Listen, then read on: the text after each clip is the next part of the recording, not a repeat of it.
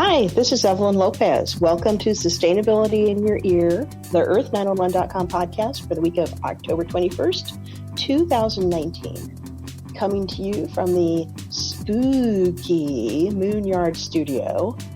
Are you ready for a green Halloween this year? We're going to talk about upcycling, making smart choices with our decorations, costumes, and candy, or maybe not candy. We're here to talk about the spookiest holiday of the year. Welcome, Mitch Ratcliffe, our Earth911 publisher. Mitch, where are you at today? Oh, I'm calling from my home office and hard at work. Is it spooky there? Is it spooky? Well, I'm wearing a sheet over my head, and I've got the holes cut out, and I'm staring at my screen in order to scare the children. Unfortunately, my children are in their 20s, so it's not really going to be all that effective. Oh, we also have our Earth911 writer, Sarah Lozanova. Sarah, where are you today? I'm in Mid-Coast, Maine, and it's kind of spooky here. The leaves are off the trees. We've had a full moon recently. Now, is fall ending early for you? Because it is certainly turning to very wintry weather here in the Northwest. Oh, wow. I'd say it's about average here. It got down below freezing last night. Oh, okay. Well, yeah, we've hit 34 on one morning, so it feels like a cold winter ahead. Mm-hmm. Yeah, I'm afraid that's true. It does not bode well for those of us who are not keen on snow. But before we get to snow, we've got Halloween. So let's talk about, we have a couple of really great stories up on the Earth911 website. But let's start out by talking about Halloween costumes, eco-friendly Halloween costumes. Well, so we have a great story from Gemma Alexander. It's one from the archive from last year, and she looked into how to buy or make your own sustainable Halloween costume. And a lot of the things that we're familiar with from our own childhoods, like those plastic costumes you could buy in a package and put on and then strip off and never wear again. Although you always tried to preserve them, but they never were preservable and play with them later. These are things of the past, but now you've got a lot more textiles in the market, and these textiles tend to be made with plastics. Various forms of petroleum-based textiles are out there, and they shed microplastics. So there's a couple of things, not only being recyclable, but being sustainable. Is this good for the environment? So if you're looking for a good product, you want to look for eco-friendly fibers or fabrics, which can be organic cotton, wool is a good one, as well as recovered plastics turned into a plastic-based textile, so like a fleece or something like that. But you want to be careful about making these choices because if you're using non-organic cotton, there's a great deal of pesticide used in doing that. There's a lot of choices to dig into and look at. So it's a time to be reading labels and thinking carefully about what it is that you can purchase at a store for your children's costume. And if not, an even better idea is to start making something from a recovered product around the house. So maybe in a good example in the article is a T-shirt can be turned into a ninja mask. You stretch it, you tear the eye holes out, and it looks like a ninja mask. The kids will be happy with it. You might want to dye it black if it isn't black already. But there are a lot of those kinds of choices, as well as what the props that they carry are, including the swords or the shield if they're Captain America. If they're a vampire, the teeth that you put in, those are plastic. They are not going to break down. They're also something that you need to be careful to, give a good brushing in order to protect your children's health if they've been used in the past. So a lot of choices here, and you always want to think in terms of picking a product or picking a costume that's going to last and that will be safe for your kids. So we would urge you to avoid things like capes or any other choking hazard as well. And so think across a lot of different vectors of concerns with both the environment and safety when picking a Halloween. Yeah. One thing that can be a big safety issue is masks, especially if kids are going out at night. So I think that's an important one to look for from a safety aspect. Well, and every child should be carrying a flashlight, obviously. So, I don't know. Now, when I was a child, I went out by myself. When I was a parent, I went out with my kids. And now it seems like even some adults go trick-or-treating, or they can't give it up. Yeah. You know what I do? I have an 8 and 11-year-old, and how we typically approach costumes is I'll first ask them what they want to be, and then we'll look at what we have around the house and come up with costume ideas that are based off of things that we already have, or even taking last year's costume and reinventing it. If it was a witch, maybe get some glow-in-the-dark paint to put on the costume, or cut up some used clothing and sew pockets on things, or scarves or face masks. All kinds of things can be made out of common household items. And also going to Goodwill or an Army or a thrift store, you can often get like a base idea for a costume and then make props from there. A lot of times we'll make props out of like paper mache, or we'll take toys that they have at home. Like my son is thinking about using a wood sword that he has as a toy with his costume this year, which is great because then I don't, otherwise he would want to get one of those plastic, semi-disposable. So it's a great way to reduce waste. Well, if you want to pick a material that's made from recovered plastics, Unify is a company that makes textiles, and they make Repreve, Repreve, which is actually made from recovered water bottles. So that's another, if you're going to make your own, if you look for Repreve-based materials, you can use something that actually came from a recycling location rather than ended up in the ocean. That's nice. Yeah, I echo the using local thrift stores, and Goodwill in particular has devoted a lot of space to Halloween. So they will have like long prom dresses and wedding dresses and, actual costumes and unusual things set aside. And I think that can be a great source of creativity for both for the kids and also for the parents. I haven't seen too many adults trick-or-treating, but what I've noticed is that the parents who are going out with small children often will be wearing a mask or some costume as well. So if you're doing that, then maybe a Goodwill item might work for you.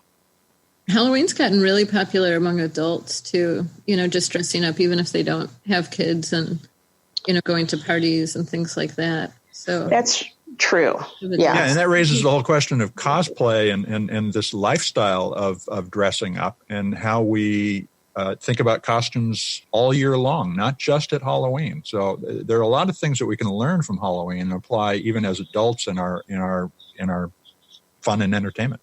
Mm-hmm. Yeah, and DIY things, like sewing a tail for yourself and, sewing it out of pants that have a hole or things like that. Like there's a lot of fun kind of craft projects that can be created around it too. Yeah. One item on cosplay, I have a couple of friends who are really into making very elaborate cosplay costumes. And one of the things they've noticed is that in our area anyway, a lot of the longtime fabric stores have kind of disappeared. So it's actually kind of difficult to find the type of fabric that you usually want to find, which is usually, not the highest quality, but is like really brightly colored and shiny. And so one of the options to keep in mind if you're looking for fabric is that in places like a thrift store, they may have a fabric. And this is one where sometimes I've found the thrift stores that are affiliated with churches often will have a really good section of, fabric remnants because, the older ladies of the church may still be sewers. So that's interesting. A good resource. Yeah, I hadn't really thought about that, but and as both my kids are interested in cosplay as adults, so I'm aware of the fact that this is something people spend a lot of time and effort as well as money on. Oh, and yeah. if you're going to do that, you should be picking something that's going to be good for the planet at the end of its life. So it's a good opportunity at Halloween to stop and just look across the spectrum of things that we do with dressing up. And this is a great time to do that.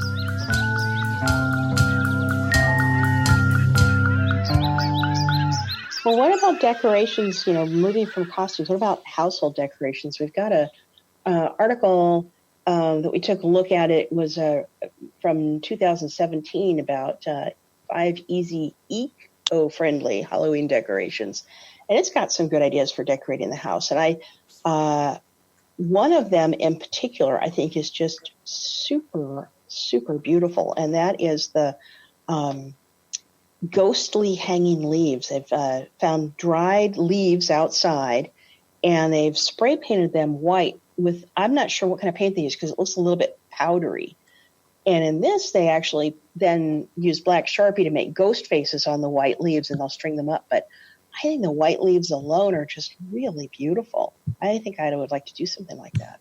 Well, in fact, that's one of the ideas that's in our DIY decorations, the ghostly hanging leaves. And I think there's a whole set of good ideas here. I particularly like the making recycled bottles into jack-o'-lanterns. It's fun. You don't have to cut up a pumpkin and get all that mess, but you give the kids a couple of markers and fill the bottle with some orange sand, or paint the inside if you don't have sand, and it makes a great decoration. Yeah.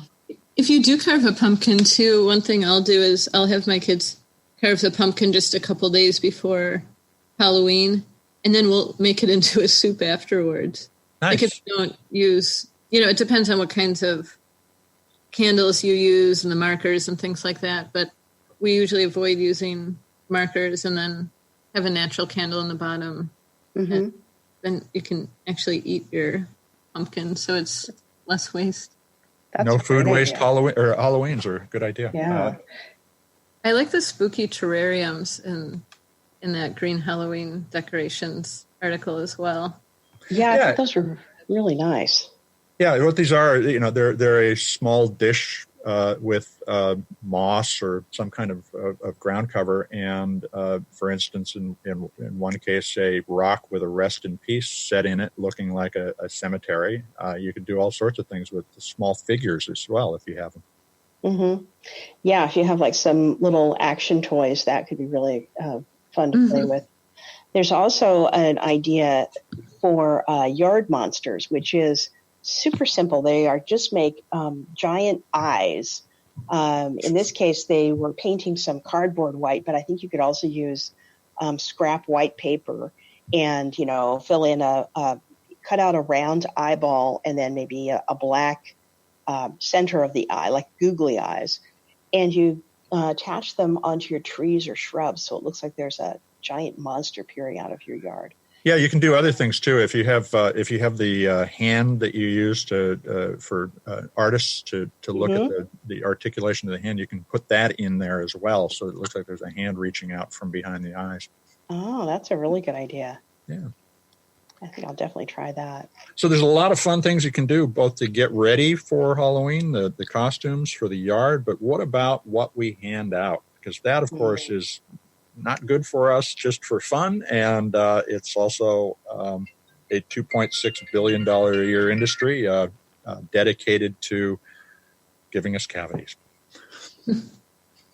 Yeah. So what should we be doing? I mean, in fact, we were looking at last year. We have a story about this as well. Mars, the largest confectioner in the world, is in the 62nd percentile amongst food companies across all the things that they do for the environment, for social responsibility. Nestle ranks in the 95th percentile, and that's despite some of the things that they have been involved with over the past many decades, including using genetically modified ingredients in and being involved in the Sudanese war. Thinking about what we buy and where we buy it is important at this time of the year, not just Halloween, but as we go into the holidays as well. And candy is something that we might want to think about replacing as what we hand out. What do you guys, Sarah, what do you hand out?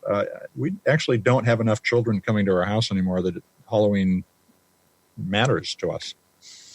Yeah, what I did last year is I actually went through my kids' books and found, and I had also saved some of their old books, and I gave out children's books to the trick-or-treaters and let the older kids pick, or the parents of younger children pick which book they wanted. I've also given out, since I live in a co-housing community, we know each other. So I've made homemade goodies too, but that might not be such a great idea in certain neighborhoods if there's not that level of trust.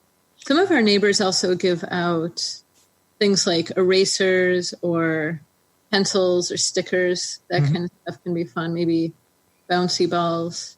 Yeah, we have an article on that just came out from Patty Roth, and she suggests seeds, pencils, activity sheets, which I hadn't thought of before, Play-Doh, and you can get 36 3-ounce Play-Doh packs for $24. So a party pack with 15 is $6, and that's these little Play-Doh cans could be something that you hand out. The suggestion of money is also in the article, although I don't really think that's so great, and crayons. And you can also get 144 small 4-pack crayon packs for about $27. So 144 of those is enough to cover all the trick-or-treaters that come to my house for 2 or 3 decades. Yeah, I get neighborhood kids coming to our house, but it's hard to predict how many. There are more children now. I live in a neighborhood where the houses were built in the mid-'60s. And so what has happened is the original owners are now retired and they may be selling their places, and the next generation of young families is coming in. So we do finally have some small children on our street, but it's hard to know how many kids might come by the house. So I'm a little hesitant to do the Play-Doh or crayons because I don't want to get stuck with 30 little jars of Play-Doh, although I could probably figure out you probably donate them to a school or to or a daycare or something. Yeah, I think I probably could. But, so I do tend to just buy the chocolate candy, and then whatever's left over, I either bring it into the office, or there's a couple of food pantries that would take your leftover candies. Well, sorry, go ahead. Oh, I was going to say, I do think about the fact of all of those candy wrappers, though. So, I would be really open to finding something that I could give out that was a better option. Well, so food waste, it's a common topic on the show. Getting too much candy is certainly a bad idea, and then if you eat it, it's bad for you. But you also raised the wrapper question, and Sarah mentioned it a moment ago as well. So the FDA, the Food and Drug Administration, advises parents not to let children eat candy that isn't commercially wrapped. But thinking about commercially wrapped stuff, packaging is the big problem we have as a society. And it's a good idea to actually consider, breaking it down into either smaller packages that are hand wrapped, and there are a lot of ways to do that can be sustainable, using furoshiki, for instance, instead of plastic wrap or paper or any kind of container. And Sarah also mentioned the concern that kind of a handout, a Halloween gift, is potentially dangerous. But there's actually only one documented case of a drugged or poisoned Halloween candy, and it involved a California dentist in 1959 who handed out laxatives. Otherwise, that doesn't seem to be a real problem. And it's this pervasive myth. I mean, we've actually seen on local news. I've seen at least 3 times on either local news or shared on social media the warning of that adults might give out their cannabis, marijuana edibles that look like candy. And everyone immediately says, no one's going to do that. Do you know how expensive these are? Nobody's giving out their marijuana candy. But every year we see that same story. So I think for the parents, there is an anxiety about, boy, if I don't know the person, in Sarah's situation, they know each other. If I don't know the person, I'm probably not going to feel too comfortable with my kid eating a homemade popcorn ball or something like that. Okay, but let's think about what that narrative is trying to justify. And it is the single-use packaging that it's trying to justify. And it's interesting. I just started a book by Robert Shiller, the Nobel economist, on narrative economics. And it's about how we tell stories to create the impression of value or risk or whatever in society. And there's lots of examples of that. And we're talking about one right now. This notion that, people are going to hand out, in the case of cannabis candies, they would eat the cannabis candies if they could bought them, right? Mm-hmm. And Yes. there's just no reason for thinking about that as a risk. It would be like someone saying, "Oh, there's a risk someone might hand you a gold coin," and it's like, yeah, exactly. It's not going to happen.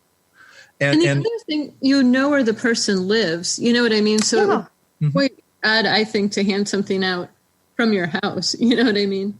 And as a parent, I would go up to the door with my kids and watch what was being handed to them. And if there was something I was concerned about, and when I was a kid, it wasn't they're going to hand you cannabis. It was like razor blades and candy and stuff like that. Yeah. But it was the same urban myth. And it was all in support of this idea that everything should be individually wrapped. And as I think about this and reading this book recently has made me recognize these narratives all around. This is an unsustainable narrative, one that has been propagated probably by the candy industry more than anybody else, and supported by the media, who tend to thrive on scaring people rather than talking reasonably about what might actually be going on around us. Mm-hmm. It also necessitates buying commercialized food too, instead of homemade foods, which have such a rich, such a way to me, it's a much more meaningful treat if somebody actually made it themselves. Yeah, exactly. And to feel like you've got this neighbors who care in that way. And if you're walking with your children, that's an opportunity to connect with people, not to be separated. It's funny because I don't really hear these narratives around bake sales. But they're somebody setting up a table, and a lot of times it's hard to even know what organization it is, and it doesn't seem like there's nearly the concern around bake sales, but it's a simple concept. Yeah. Although I have to say I'm always a little bit careful about bake sales and potlucks. If I don't know the person and sort of, how they keep their kitchen, I would usually pass on eating their food. But that's a health, like a cleanliness issue rather than a distrust issue. Exactly. And we have to learn how to trust each other if we're going to pull together to solve a lot of the problems we're facing right now. That's true. And weirdly, we're talking about this on a Halloween episode.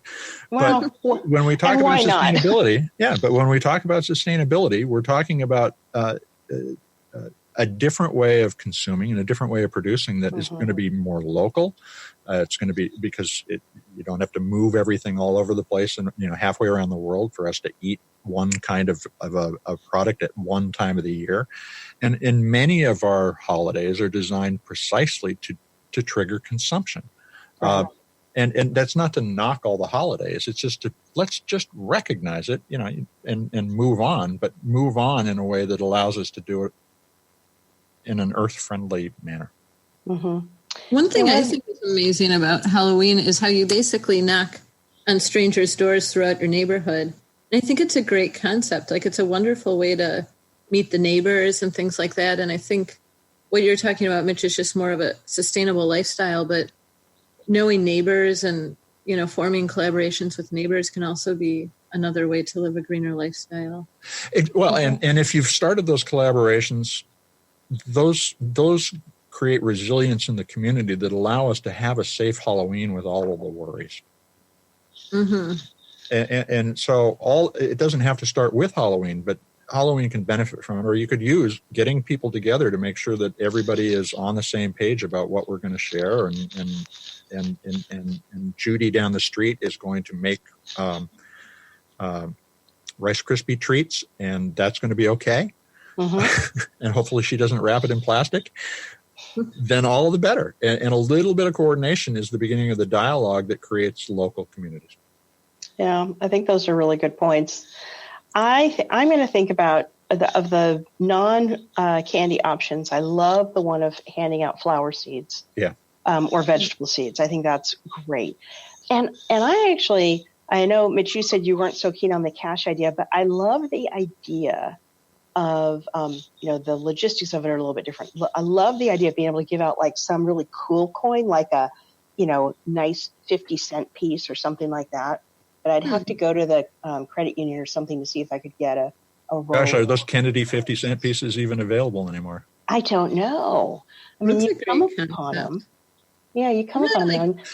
But that's different. Yeah. So you're making the point of selecting the coin so that it is memorable rather than just the fact it's money. Yeah. Mm-hmm. Oh, yeah. Because I think that you need something to make the kids sort of think, ooh, that's really great. Well, of all the non-food ones, I particularly like the plantables because you could hand out nativar seeds too that are fit for your area. So think about, milkweed that is regional to your region for monarch butterflies, and even include a little note that says this will help bring monarch butterflies back to your neighborhood. Yeah, I love that idea. I wonder where I can get milkweed seeds from.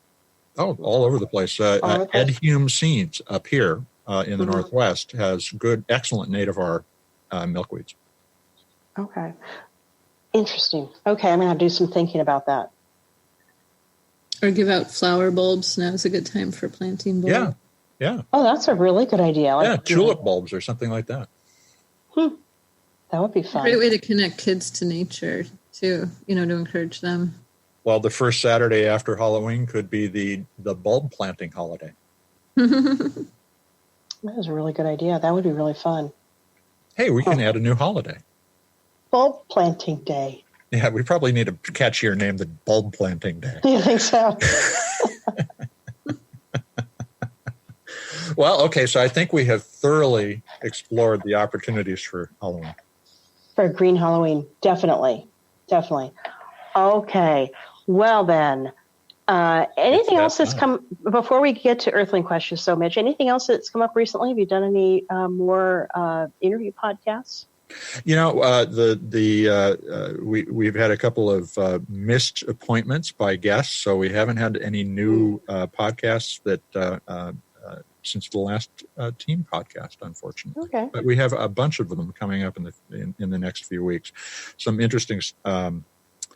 We're talking with Project Repat for the Friday podcast this week, and they actually figured out while visiting Africa that we send so many T-shirts to Africa that we should probably be capturing them and reusing them at home. So they created a quilting company that uses recovered T-shirts, and they've sold more than 110,000 T-shirt made quilts since they started. So we're going to be talking to them about how they've been, how they started, and how much they've saved from the landfill. Oh, that's a really good idea. I bet those are really nice quilts, too, if they're made out of T-shirts. Yeah. Excellent. They're lovely.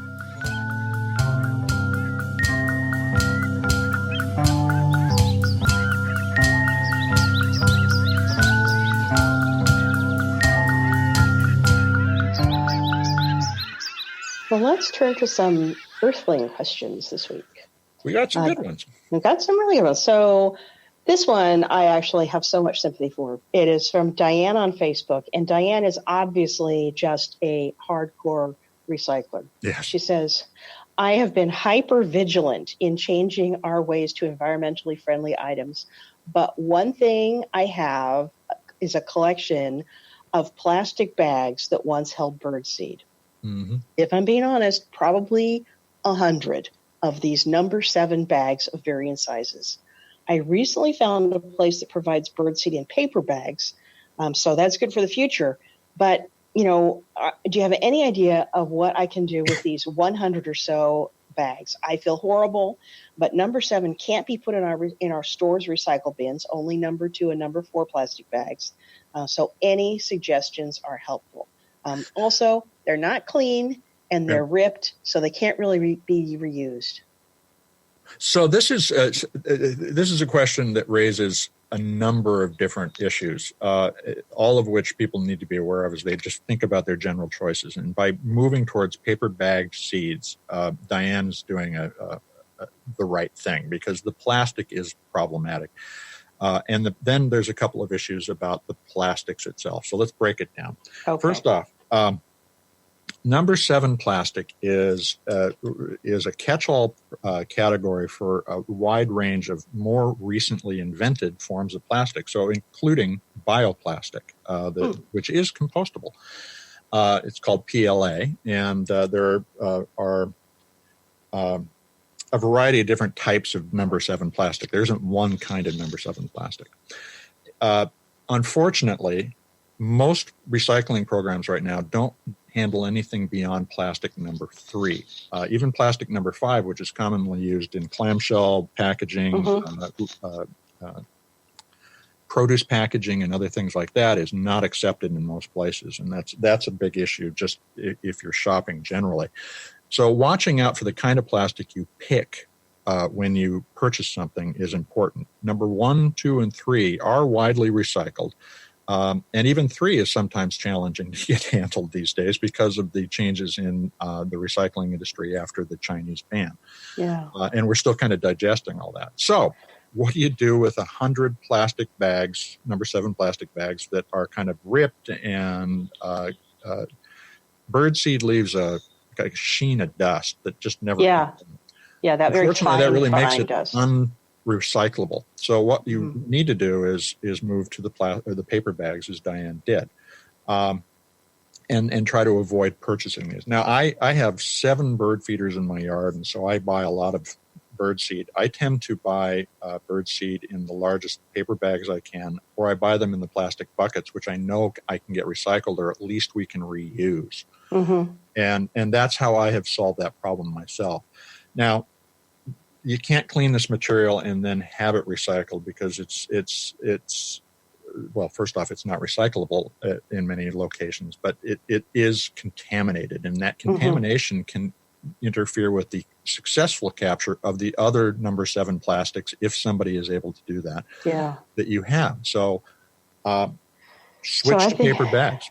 It's a throwaway, basically. Unfortunately, it is. And it's a throwaway that, if it is made of a bioplastic, could be compostable. So that is, and unfortunately, that distinction isn't made by the label. So this is a lack of visibility or clarity for the consumer, combined with just the impractical elements of how you package birdseed. So let me ask you your opinion on this, Mitch. Would you then, and at first I'll say this, Diane, I think you've done a great job. And absolutely. Sometimes, congratulations. Sometimes the only thing you can do at the end of the day is decide, unfortunately, this has to go in the trash. So then your next question is, how do I put it in the trash? And so what would you do, Mitch? Would you squish them all together and put them in the largest of the plastic bags, tie it down so that you minimize your bits of plastic bag getting loose? Or would you do something different? I would do that. And here's why. Anything that's in a plastic bag is seen as potential contamination and pulled out of the waste stream as early in the process as possible. So you are going to isolate your stuff from all the other materials if you put it into the trash by putting it in that bag. And a lot of the materials recovery facilities, the MRFs is what they're called in the industry, MRFs, sort through everything. So you sort your stuff at the curbside, and then they dump it all together, and then they sort through all of it. Even though you might have sorted it and it's clean and dry, it gets mixed up with stuff that's not. And so bagging it actually identifies it as something that should be pulled out. Yeah, that's what I would do. I would get the largest intact of the bags and stuff all of the other bags into it. Try to get it packed down so that you've got one sort of bundle that's tight, that doesn't have loose pieces floating around. And that way, at least you're doing your best at not contaminating other things that maybe can still be recycled. Yeah, and finally, write a letter to the birdseed company. Tell them that you love nature. Obviously, you're buying birdseed, and that you would prefer they package it in something that is sustainable.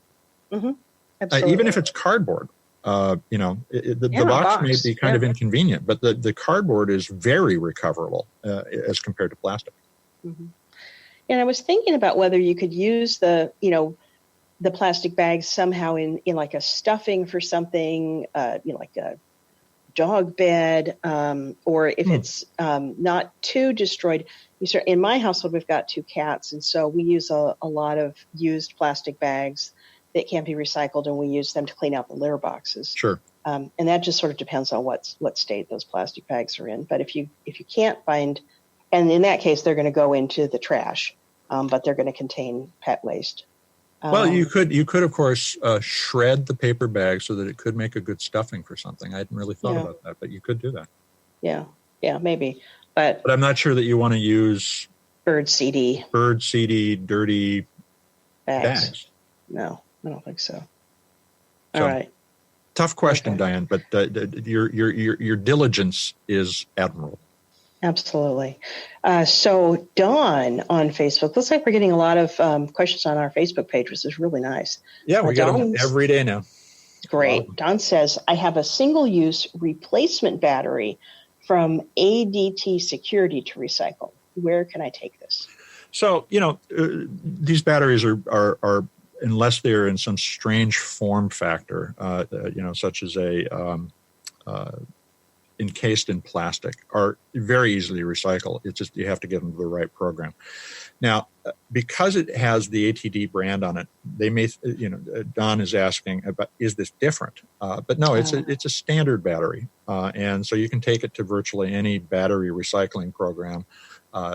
If you have that in your community, they'll be able to take it. On the other hand, and this is probably a lot more convenient than going to the recycling transfer station, is to go to Staples or Best Buy. They will take batteries. They'll take all of the electronics that you would want to recycle as well. They're very responsible about that, as well as any battery store. Most battery stores, 1-800-Batteries and the like, will take recyclables as well, recycled batteries there.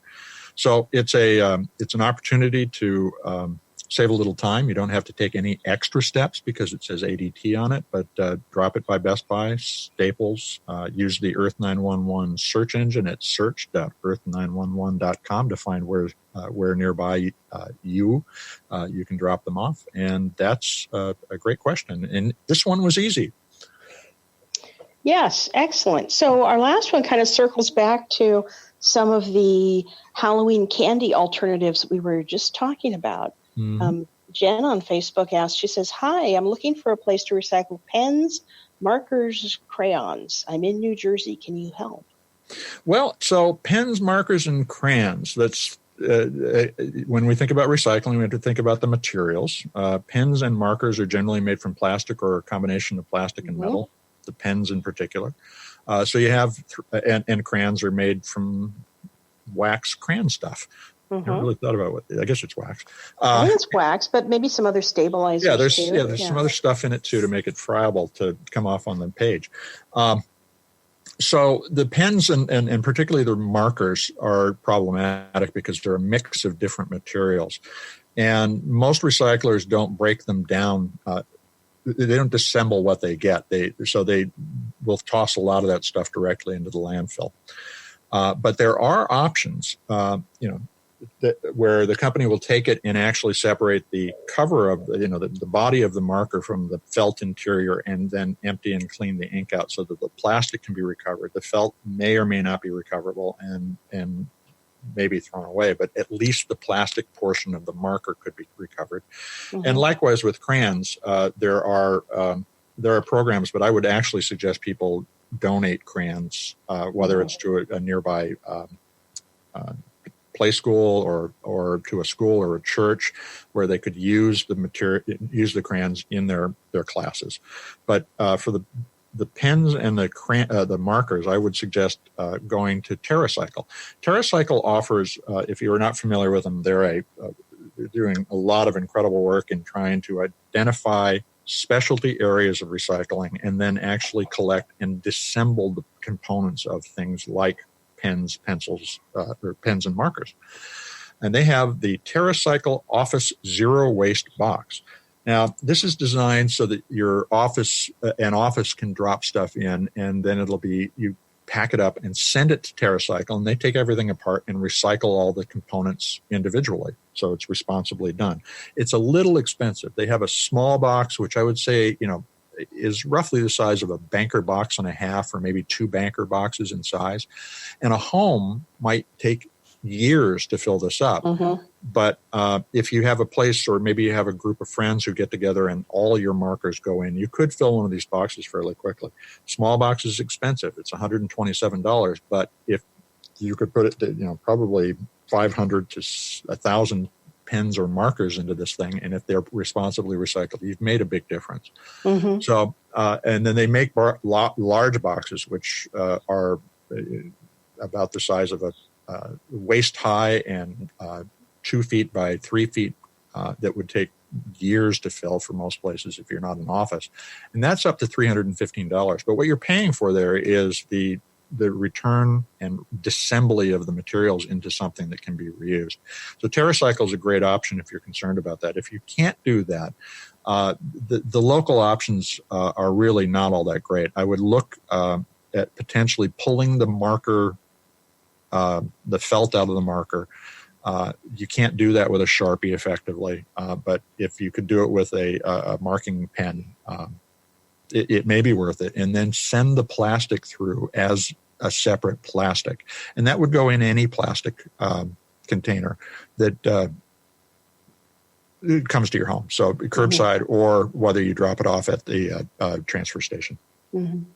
Well, that's good advice. I find the Terracycle office zero waste box quite intriguing, even for home use, because I could have it in an area of our home office where we just, toss stuff in it until it's filled. I think that's I have 5 bins, paper, plastic, metal. Actually, I have metal and electronics in another bin, and then I've got the bin that I don't really know what to do with it, and then I look at it later. Because a lot of the times, this is the other thing about recycling on a consistent basis, and Diane earlier is an example of this. She's thinking about all these steps all the time. But if you're in the middle of a lot of intense work and a pen runs out, it's nice to have a place to just toss it. Exactly. Because otherwise I'm just going to toss it in the trash can. Exactly, yeah. And so convenience is what we're really trying to make recycling be, or convenient is what we want to make recycling. And it's not easy today. We're about to enter, I think, as you look at the rising tide of awareness of what's going on with the climate, an era in which people will be offered a lot more assistance with handling the materials that they get. Yeah, I think so too. Well, and on that sort of hopeful note, let's wrap up. It's a good way to wrap up a Halloween episode. We started with death and mayhem, and now we're at hope and happiness. A little bit of hope for the future. So, best wishes to everyone for a great green Halloween. Thanks for listening. We hope you will tune in for all of our conversations. You can send us your feedback or questions to feedback@earth911.com. And you can always find us on iTunes, SoundCloud, Spreaker, iHeartRadio, YouTube, and, where I always go, the Earth911.com website. We'll see you next time. Take care, everybody.